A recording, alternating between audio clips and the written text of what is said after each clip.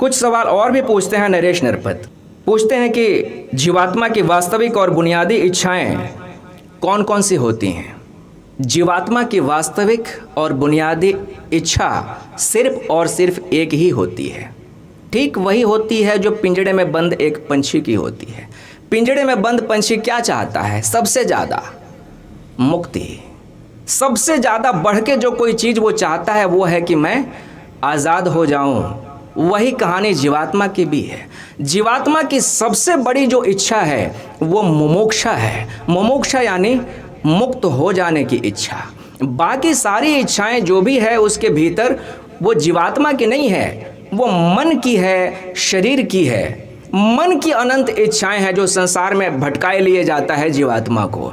शरीर की भी इच्छाएं हैं, उन शरीर की इच्छाओं के पीछे भी जीवात्मा जाने को विवश हो जाती है। देखने से आपको लगेगा कि आपके भीतर अनंत इच्छाएं हैं, लेकिन ये सारी इच्छाएं जीवात्मा की नहीं होती हैं। जीवात्मा की एक ही इच्छा होती है, क्या?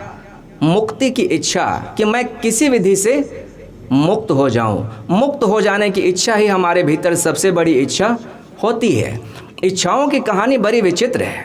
जीवात्मा जैसे ही प्रकृति के साथ हो लेता है तो अपने को सीमित मान लेता है, यानी अहंकार के रूप में अपने आप को देखने लगा। बोल गए अपनी वास्तविक पहचान।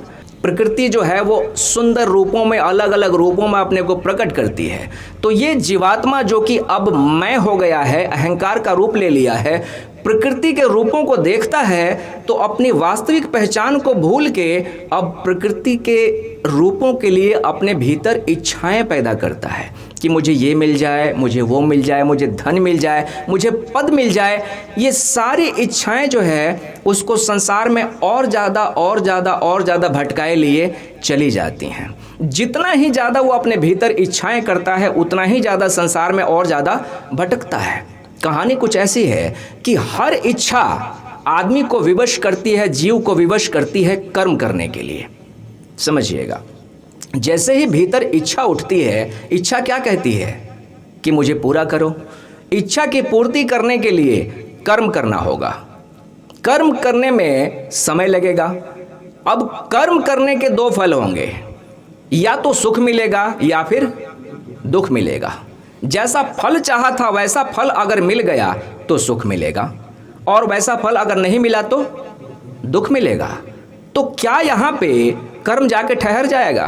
मान लीजिए कि कर्म का फल मिल गया तो कर्म वहाँ पे ठहर जाता है या नहीं ठहरता? नहीं ठहरता। यही तो बेचारगी है जीव की। कर्म का फल अगर सुखद मिला तो जीवात्मा कहता है कि मुझे और ज़्यादा कर्म करना चाहिए। अभी इतना सा कर्म करने से इतना सुख मिला है, अगर और ज़्यादा कर्म करूँगा तो और ज़्यादा सुख मिलेगा। तो कर्म का फल अगर सकारात्मक रहा यानी सुखद रहा तो जीवात्मा और लोभी हो जाता है और कर्म के पीछे भागता है। और कर्म का फल अगर दुखद रहा यानी कर्म का फल सकारात्मक नहीं रहा तो वो कर्म उसके भीतर एक बीज की तरह बैठ जाता है। वो फल कहता है, नकारात्मक फल कहता है कि तुम्हें और थोड़ा जोर लगाने की ज़रूरत है। परिस्थितियां अनुकूल नहीं थी, सामर्थ्य तुम्हारे पास पूरा नहीं था, थोड़ा सामर्थ्य जुटाओ, थोड़ा परिस्थितियों को अपने पक्ष में लो और फिर से प्रयत्न करो तो तुम्हें सही फल ज़रूर मिलेगा। यानी किसी भी हाल में वो फल चाहे सकारात्मक हो या नकारात्मक हो, कर्म की श्रृंखला रुकती ही नहीं है। एक कर्म का फल मिल जाए तो वहाँ से पता चलता है कि उस फल के कारण ही एक नया कर्म शुरू हो जाता है। किसी भी कर्म का फल अगले कर्म के लिए बीज का काम करता है। समझ पा रहे हैं? कर्म का फल मिल गया तो वहाँ से कर्म रुकता नहीं है, बल्कि एक नए कर्म की श्रृंखला फिर शुरू हो जाती है। उस कर्म का जो फल मिलेगा वो फिर प्रेरित करेगा कि आगे और कर्म करो। और इस तरह से जीव जो है वो कर्मों की श्रृंखला में, अनंत कर्मों की श्रृंखला में फंसता हुआ चला जाता है। जितना ही ज़्यादा कर्म करेगा उतना ही ज़्यादा फंसता हुआ चला जाएगा। तो चित्त में ये जो इच्छा उठी है, उस इच्छा ने व्यक्ति को भटका के कहाँ पहुँचा दिया? कर्म के जाल में फंसा दिया। और जितना ही ज़्यादा वो कर्म करता है उतना ही उसके भीतर कर्मों का जाल मजबूत होता चला जाता है। चित्त के ऊपर कर्मों के संस्कार इकट्ठे होते चले जाते हैं। उन कर्मों के संस्कार से ही मिलके सूक्ष्म शरीर का निर्माण होता है। और यही सूक्ष्म शरीर जीव को एक जन्म से दूसरे जन्म, फिर तीसरे जन्म, फिर चौथे जन्म, अनंत जन्मों में भटकाए लिए चली जाती है। ये संचित कर्म कहे जाते हैं, जो हमारे चित्त पे उनके संस्कार इकट्ठे हो गए हैं। कर्मों के संस्कार जो चित्त पे इकट्ठे हो जाते हैं, उनमें सामर्थ्य है कि वो जीव को एक से दूसरे जन्म से तीसरे जन्म भटका सकते हैं। इन्हीं को सूक्ष्म शरीर या इन्हीं को संचित कर्म भी कहा जाता है। आपने देखा होगा कि छोटे बच्चों में कुछ प्रेरणाएं, कुछ इच्छाएं दिखती हैं जो कि अवास्तविक सी लगती हैं। जैसे छोटे बच्चे जो हैं, आपने देखा होगा पूरी दुनिया में ये होता है, छोटे छोटे बच्चों में काम वासना के प्रति प्रेरणा होती है। अब आप सोचेंगे कि भाई प्राकृतिक रूप से लड़की है या लड़का है, उसके भीतर तो जो सेक्सुअल ग्लैंड्स हैं वो 12-13 साल की उम्र में जाके विकसित होते हैं। यानी प्रकृति की तरफ से 12-13 साल की उम्र में काम वासना भेजी जाती है व्यक्ति के शरीर में। तब फिर ये छोटे छोटे बच्चे जो हैं वो काम वासना का खेल क्यों खेलते हैं? बच्चे खेलते हैं जी। बच्चों को आप अकेला छोड़ दीजिए, बच्चे सब कुछ करते हैं। वो सारी चीज़ें जो बड़े करते हैं, बच्चे उसे करने की कोशिश करते हैं। हालांकि उन्होंने कभी किसी को करते हुए देखा नहीं है, लेकिन फिर भी उनके भीतर ये प्रेरणा कहाँ से आ रही है? ये प्रेरणा पूर्व जन्म की है।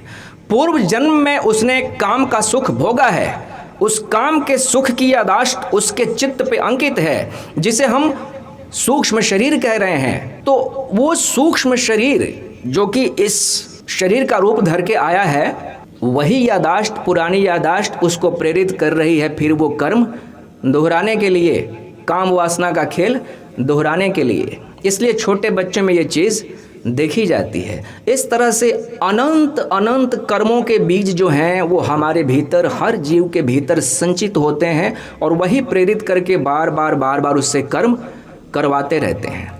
तो अब आप सोच रहे होंगे कि ये कर्मों की श्रृंखला जब इतनी अनंत है, इतनी लंबी है, तो फिर मुक्ति की कोई गुंजाइश है क्या?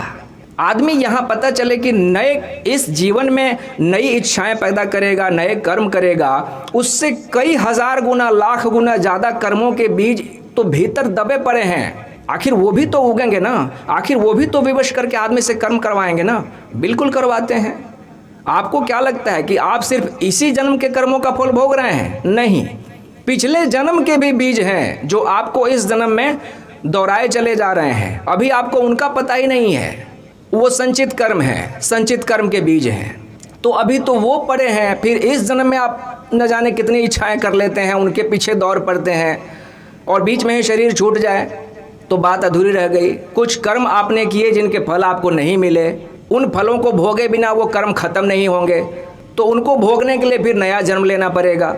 तो इस प्रकार एक के बाद दूसरा, फिर तीसरा जन्म इस तरह से चलता चला जाता है। तो क्या ये श्रृंखला कहीं रुक सकती है? कोई संभावना है कि जीव अपने आप को कर्मों के इस जाल से बाहर निकाल पाए? कहते हैं विद्वान के 3 तरह के कर्म होते हैं। एक कर्म होता है जिसे आगामी कर्म कहते हैं, दूसरा संचित कर्म है और तीसरा प्रारब्ध कर्म होता है। तो संचित कर्मों की तो बात हमने की। संचित कर्म वो कर्म होते हैं जो कि अनेक इच्छाएं आपने पैदा की, लेकिन वो इच्छाएं पूरी नहीं हुई। इच्छाएं तो आपने 1000 की, लेकिन 1000 में से 10 ही पूरी हुई। तो बाकी जो इच्छाएं थी वो कहाँ गई? वो आपके चित्त पे जाके अंकित हो गई हैं। अधूरी इच्छाएं वो बीज रूप में हैं, संचित कर्म के रूप में। फिर कभी जब अनुकूल समय आएगा तो वो इच्छाएं धीरे धीरे पनपनी शुरू होंगी। कई बार ऐसा होता है कि बचपन में कुछ इच्छा अधूरी रह जाती है, तो आदमी जवान होता है, जब उसके पास सामर्थ्य आता है तो बचपन की उन इच्छाओं को पूरा करने की कोशिश करता है। कुछ इच्छाएं जवानी की होती हैं जो आदमी जवानी में पूरी नहीं कर पाता। बाल बच्चे परिवार में ऐसे उलझ जाता है कि इच्छा मन में दबी रह जाती है, तो बुढ़ापे में जाके उन इच्छाओं को पूरे करने की कोशिश करता है। एक बहुत बड़ी डॉक्टर, उनसे मेरा परिचय हुआ कुछ दिन पहले जब मैं संगीत सीखता था। तो उस समय तो उनकी उम्र करीब 70 वर्ष की थी। तो उन्हें पता चला कि मैं अच्छा गा लेता हूँ, हारमोनियम बजा लेता हूँ।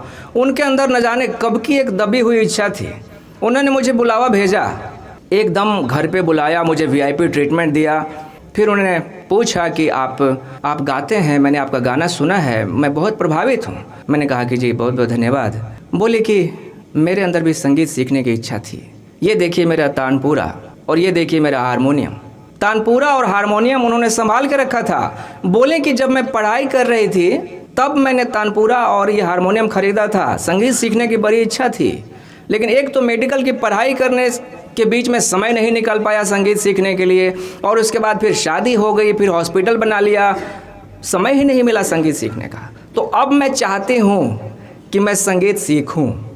70 वर्ष की उम्र में अधूरी इच्छा, मन की दबी हुई इच्छा है ना, अपने को बाहर निकालना चाह रही है, प्रेरित कर रही है कि कर्म करो। शरीर भले पुराना हो गया लेकिन इच्छा तो पुरानी नहीं होती ना जी। तो उन्होंने कहा कि क्या आप मुझे सिखा सकते हैं? तो मैंने कहा कि मेरे पास तो समय ही नहीं है, क्योंकि जो भी समय बचता था थोड़ा बहुत मैं उसमें अपनी पढ़ाई करता था, मैं कॉम्पिटिशन्स की तैयारी करता था। तो उन्होंने मुझे निवेदन किया कि ऐसा कोई जानकार हो, कोई गुरु हो जो मुझे संगीत सिखा सकते हों, तो उनकी व्यवस्था कीजिए मेरे लिए। तो मैंने वो व्यवस्था कर दी थी। अब पता नहीं उन्होंने कितना सीखा, लेकिन ये अधूरी इच्छा जो है, जिसे हम संचित कर्म कह रहे हैं, दबी हुई इच्छा जिसे पूरा नहीं किया गया है, वो आदमी को कर्म करने के लिए प्रेरित करती है। अगर इस जन्म में पूरी ना हो पाए तो अगले जन्म में वो चीज़ करवाएगी व्यक्ति से, लेकिन जब तक उसका फल नहीं मिल जाता तब तक वो इच्छा ऐसे जाने वाली नहीं है ना। यही संचित कर्म का रूप है। संचित कर्म अधूरी इच्छाओं का समूह है जो व्यक्ति को कर्म करने के लिए प्रेरित करता है। उसके बाद है प्रारब्ध कर्म। प्रारब्ध कर्म वो कर्म होते हैं जिनको आपने किया और उनका फल मिलना आपको सुनिश्चित है। वो फल अगर मिल जाएगा तो उनका प्रभाव थोड़ा घटेगा। मान लीजिए आपने कोई कर्म किया, उसका फल मिलना अभिशेष है, लेकिन इसी बीच में आप चल बसे, उसका फल आपको अगले जन्म में भोगना पड़ेगा, है ना। तो ये प्रारब्ध कर्म है। उसके बाद एक तीसरे प्रकार का कर्म होता है, उसे हम आगामी कर्म कहते हैं। आगामी कर्म होता है ज्ञानियों के लिए। मान लीजिए कि कोई व्यक्ति ज्ञानी हो गया, यानी उसे इस कर्म जाल का पूरा हिसाब किताब ठीक ठीक समझ में आ गया। जैसे ही कर्म जाल का हिसाब किताब उसे समझ में आ गया तो उसने ये समझ लिया कि मैं तो एक शुद्ध चेतना हूँ, मुझे किसी चीज़ की आवश्यकता नहीं है, मैं अपने आप में पूर्ण हूँ, मैं अपने आप में आनंदित हूँ, मैं अपने आप में सुखी हूँ, मुझे सुखी होने के लिए किसी चीज़ की ज़रूरत ही नहीं है। जब वो इस तरह से समझ गया, उसी क्षण से उसने इच्छाएं करना बंद कर दिया। उसने बाहरी संसार की जो भी दौड़ थी, जो भी खोज थी, उस सब पे विराम लगा दिया। अब वो ज्ञानी हो गया। तो अब उसके लिए कोई कर्म बचा है क्या? कर्म तो नहीं बचा है, लेकिन फिर भी कर्म वो करेगा। संसार में रहेगा तो कर्म तो करेगा ना। बुद्ध जब ज्ञानी हो गए उसके बाद भी कर्म तो किया ना उन्होंने। कृष्ण ज्ञानी हो गए उसके बाद भी कर्म किया। राम ज्ञानी हो गए थे उसके बाद भी उन्होंने कर्म किया। बहुत छोटी उम्र में ज्ञानी हो गए थे। ज्ञानी भी कर्म करते हैं। तो ज्ञान के बाद जो कर्म होता है ज्ञानी के द्वारा, उस कर्म को कहा जाता है आगामी कर्म। आगामी कर्म किस तरह के होते हैं? दो ही तरह के हो सकते हैं। आगामी कर्म करते हुए व्यक्ति को बड़ा सचेत रहना पड़ता है। या तो पाप वाले कर्म होंगे या फिर पुण्य वाले कर्म होंगे। उससे बड़ा सतर्क रहना होता है। उस कर्म में अगर भूल चूक हुई तो संभावना क्या है? संभावना ये है कि अभी वो जहाँ पहुँचा है वहाँ से फिर वापस गिरेगा, फिर फिसल जाएगा। ज्ञानी भी अगर बुरे कर्म करे तो फिसल के नीचे आ सकता है। ज्ञानी भी अगर इच्छाएं पैदा करने लगे, अपने लिए इच्छाएं पैदा करने लगे, वासना युक्त कर्म करने लगे, तो वो कर्म भी उसके भीतर नए जन्म की श्रृंखला का निर्माण कर सकती है। इसलिए अक्सर आप देखेंगे कि ज्ञानी जो भी व्यक्ति हो जाता है वो अपने लिए कर्म करना बंद कर देता है। जैसे ही ज्ञानी हुआ कि अपने लिए जीना उसने बंद किया, अब उसके सारे कर्म कहाँ जाते हैं? लोक कल्याण के लिए होते हैं, परोपकार के लिए होते हैं। यही सही कर्म की परिभाषा है ज्ञानी के लिए। इसी को कृष्ण गीता में क्या कहते हैं? निष्काम कर्म कर्मण्यवाधिकारस्ते मा फलेषु कदाचन।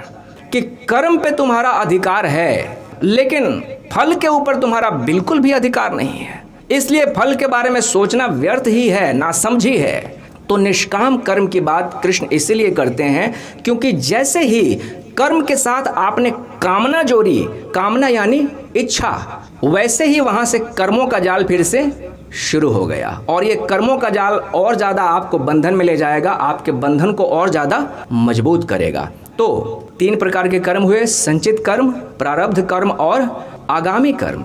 अब आप यहाँ पे पूछ सकते हैं कि हालांकि अर्जुन ने भी पूछा था कृष्ण से। अर्जुन पूछता है कि हे भगवान, मान लीजिए कोई व्यक्ति कठिन साधना करता है, मुक्ति के लिए प्रयास करता है और लंबी साधना के बाद वो भ्रष्ट हो जाए, योग भ्रष्ट हो जाए, तो उसका क्या होता है? तो कृष्ण उसको समझाते हुए कहते हैं, शुचिनाम श्रीमताम गेहे योग भ्रष्टो अभिजायते। कृष्ण कहते हैं कि वो जो योग भ्रष्ट हो जाता है, योग के पद से नीचे गिर गया, फिसल गया, अगले जन्म में शुचिनाम श्रीमताम गेहे या तो सदाचारियों के घर में पैदा होता है या फिर धनवानों के घर में पैदा होता है। सदाचारियों के साथ वो इसलिए पैदा हो सकता है क्योंकि उसने अच्छे कर्म किए हैं, उसने साधना की है, तपस्या की है, कुछ अच्छे कर्म उसने किए हैं जिसके कारण वो सदाचारियों के घर में पैदा होगा। वहाँ फिर से उसे एक मौका मिलेगा कि अपने आप को सुधार लो, अपनी यात्रा जो अधूरी रह गई थी उसको आगे बढ़ा लो। या फिर श्रीमताम गेहे या फिर धनवानों के घर में पैदा होगा, वहाँ उसे एक संभावना मिलेगी कि वो जो भोग अधूरा रह गया था उस भोग को यहाँ पूरा कर लो। धनवानों के घर में भोग को पूरा करने की संभावना ज़्यादा होती है ना। धन है तो जल्दी जल्दी अपनी सारी इच्छाएं कामनाएं पूरी कर लेगा और उसके बाद फिर से कहाँ मुड़ जाएगा? अपनी साधना की तरफ, फिर से अपनी तपस्या की तरफ वो मुड़ जाएगा। तो योग भ्रष्ट व्यक्ति की यही गति होती है। एक चीज़ जो आप अक्सर सुनते हैं हमारे समाज में, उसका अंतर मैं आपको स्पष्ट करना चाहूँगा। एक शब्द होता है चरित्र कहते हैं उसे, और दूसरा शील होता है। आपने खूब सुना होगा शील और चरित्र। बुद्ध अक्सर शील की बात करते थे। बुद्ध कहते थे अपने भिक्षुओं से कि हे भिक्षुओं, शीलवान बनो। ऐसा क्यों नहीं कहते थे कि चरित्रवान बनो? दोनों में कोई भेद है? शील में और चरित्र में भेद है, गहरा भेद है। चरित्र जो है वो समाज के द्वारा सिखाई गई नैतिकता है। चरित्र का मतलब होता है कि मन में गंदगी तो है लेकिन उस गंदगी को दूसरे व्यक्ति तक पहुंचने नहीं देना है। मन में अगर बुराई उठे तो उस बुराई को अपने तक ही रोक के रख लेना है। अगर दूसरे व्यक्ति को गाली देने का मन करे तो गाली नहीं देना है। गाली देना अच्छी बात नहीं है, ये चरित्र है। समाज आपको चरित्र सिखाता है। समाज को इस बात से फर्क नहीं है कि आपके भीतर बुराई उठती है कि नहीं उठती है। समाज बस इतना ही कहता है कि इस बुराई को दूसरे तक नहीं पहुंचाना है, दूसरे को नुकसान नहीं पहुंचाना है। अलग अलग समाजों में अलग अलग चरित्र के पैमाने होते हैं। जैसे पश्चिम की कोई लड़की, विदेशों की स्त्रियां छोटे कपड़े पहनती हैं, लेकिन आप ये नहीं कह सकते कि ये कैरेक्टरलेस है। उस स्त्री को आप ये नहीं कह सकते कि ये चरित्रहीन है, क्योंकि उसके यहाँ चरित्र का वही पैमाना है। उसके यहाँ चरित्र में ये सारी बातें आती हैं कि छोटे कपड़े पहने जा सकते हैं, सिगरेट पिया जा सकता है, आधी रात को घूमा जा सकता है अकेले। ये सब कुछ लड़कियों के लिए वहाँ पे अलाउड है। लेकिन हमारे यहाँ अगर स्त्री छोटे कपड़े पहने तो हम अच्छा चरित्र नहीं मानेंगे। अगर स्त्री सिगरेट पीने लगे, अकेले घूमने लगे, तो हम मानेंगे कि इसके चरित्र में ज़रूर कोई कमी है।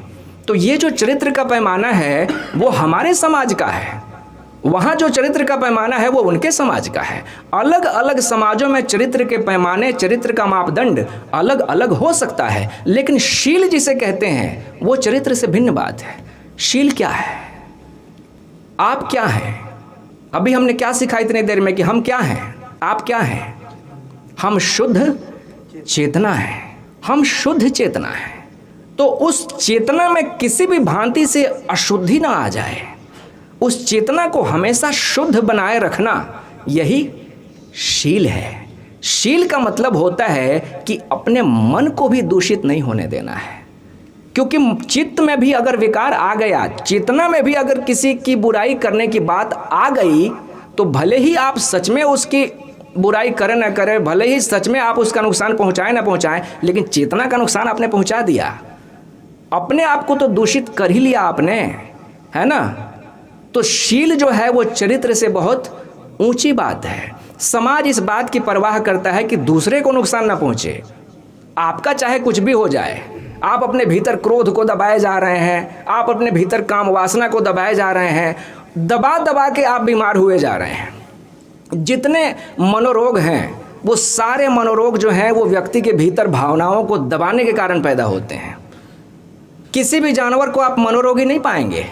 जंगल में जाके जानवरों को देख लीजिए, कोई जानवर डिप्रेशन में नहीं है कोई जानवर डिप्रेशन में नहीं है, क्योंकि जो भी मनोभाव उनके भीतर पैदा होते हैं जानवर उसको प्रकट कर देता है। लेकिन हमने जो समाज बनाया है, इस समाज की एक अनिवार्यता है, सबसे पहली अनिवार्यता, कि आपको अपने मनोभावों को दबाना है जी। ये जो क्रोध है इसको हर कहीं प्रकट नहीं कर देना है। बचपन से ही बच्चे को हम डांटने लगते हैं। बच्चा ज़रा सा भी क्रोध दिखाने की कोशिश करे एक उम्र के बाद हम उसको डांटते हैं कि नहीं ऐसे नहीं चलेगा। बच्चा रोने की कोशिश करे हम चुप करवा देते हैं ज़बरदस्ती। वो एक मनोभाव था जो प्रकट करने की वो कोशिश कर रहा था, स्वाभाविक बात थी वो, लेकिन हम सिखा रहे हैं कि इसे दबाओ। ये जो काम वासना आ रही है तुम्हारे भीतर, इसे दबाओ। मुझे याद है मैं लगभग 10वीं 11वीं क्लास में था, तो मेरा एक भतीजा जो बहुत छोटा था, होगा कोई 6 महीने का, वो खेल रहा था ज़मीन पे बैठ के और उसने अपने गुप्तांगों को छूना शुरू कर दिया। बच्चों को नहीं पता कि कौन से अंग छूने हैं कौन से अंग नहीं छूने हैं। पवित्र अपवित्र की बात बच्चे के मन में है नहीं। तो बच्चा जैसे शरीर के सभी अंगों को छूता है वैसे ही अपने गुप्तांगों को भी छूता है। लेकिन मेरी भौजाई ने जैसे ही देखा उसको ऐसा करते हुए, उन्होंने बड़े ज़ोर से डांटा उस बच्चे को। मैं उस समय वहीं पे था। वो बच्चा एकदम से सहम गया था, एकदम दहल गया। इतने ज़ोर से उसको डांट पड़ी कि बच्चा घबरा गया। उसे लगा जैसे कोई बहुत बड़ा पाप कर्म कर रहा था मैं, और ये दोबारा नहीं करना है। तो ये जो डांट पड़ी और उसके कारण बच्चे के चित्त में जो भय पैदा हुआ है, वो भय अब बच्चे को क्या बना देगा? पाखंडी बना देगा। आपको लगता है कि वो अपने अंगों को छूना बंद कर देगा? नहीं, माँ के सामने छूना बंद कर देगा, दूसरों के सामने छूना बंद कर देगा, लेकिन अकेले में छुएगा। वो जो स्वाभाविक बात थी वो स्वाभाविक नहीं रह जाएगी। अब वो अस्वाभाविक हो जाएगी। अब वो जो भावावेग था वो दमित भावावेग हो जाएगा। अब वो दमन करना सीख गया। तो ये होता है चरित्र। चरित्र का मतलब सीधा साधा होता है पाखंड। इसलिए समाज में आप देखेंगे बहुत चरित्रवान जो लोग हैं वो भी कैसे अजीबोगरीब अपराध करते हुए पाए जाते हैं, है ना। सुन के आप हैरान रह जाएंगे कि भारत जैसे देश में जो इतना चरित्रवान देश है, यहाँ पे करीब 85% छोटे बच्चों के साथ यौन व्यभिचार होते हैं, उनका यौन शोषण होता है। और कौन करता है? अपने ही लोग, चाचा हैं, बड़े भाई हैं, ममेरा भाई, फुफेरा, ये जो सब अपने लोग हैं जिनसे आशा की जाती है कि वो उस बच्चे का आदर करेंगे, उसको सम्मान देंगे, प्रेम देंगे, यही सारे लोग बच्चे का शोषण करते हैं। क्यों शोषण कर रहे हैं? क्योंकि ये चरित्रवान लोग हैं। चरित्र का निर्माण होता है भावनाओं को भीतर दबा दबा के। चरित्रवान समाज के सामने अपराध नहीं करेगा, लेकिन अकेले में पक्का करेगा, समाज की नज़रों से बचा के करेगा। वो बहुत पहले अरस्तु ने एक प्रश्न उठाया था, नैतिक प्रश्न उठाया था।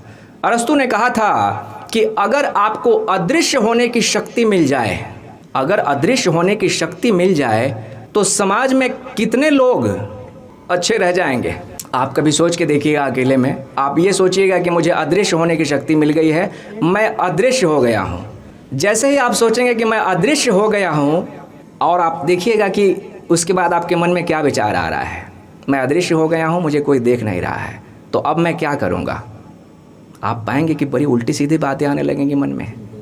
इस तरह से अदृश्य होने की शक्ति अगर मिल जाए तो कोई व्यक्ति अच्छा व्यक्ति नहीं रह जाएगा। आप तभी तक अच्छे व्यक्ति हैं जब तक समाज की नज़र आपके ऊपर है, जब तक लोग आपको देख पा रहे हैं तब तक आप एक अच्छे व्यक्ति हैं। समाज के डर के कारण आप अच्छे व्यक्ति हैं।